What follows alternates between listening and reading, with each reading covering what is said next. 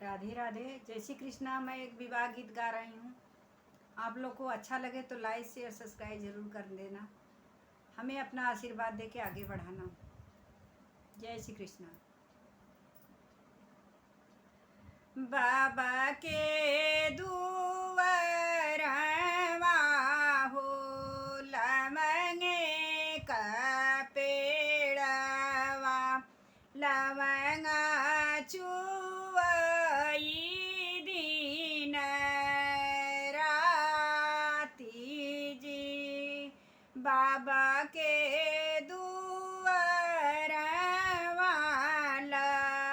लवंगिया का पेड़वा, लवंग चुवई दिन रात जी। घोड़वा चढ़ल आवई दुल्हे कवन रामा, तोरई लवंगिया की डार जी।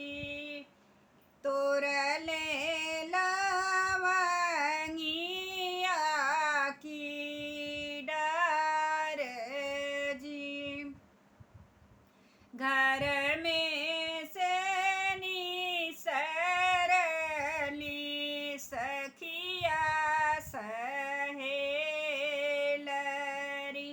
पूछई दुल्हे राम से बात जी। के कर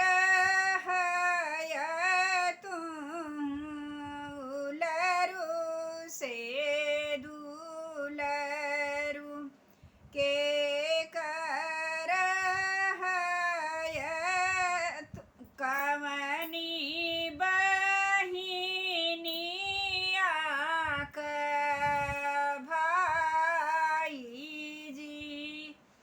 के कर लरू से दुलरू, कवनी बहिनिया का भाई जी। बाबा कवन राम कउलरू से दुलरू, माई कवनी दई लाल जी।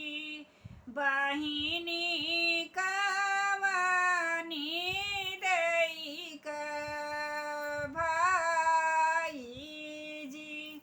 बाबा कवन राम कउलरू से दुलरू, बहिनी कवनी दई भाई जी। कहवा से आय दुल्हे, कहवा तू जाब, के कर तू सोहाग जी। पूरब से आए पछुआ मजाबई, दुल्हिन कवनी दई का सोहाग जी। राधे राधे। मेरा विवाह गीत अच्छा लगे तो लाइक शेयर सब्सक्राइब जरूर करिएगा।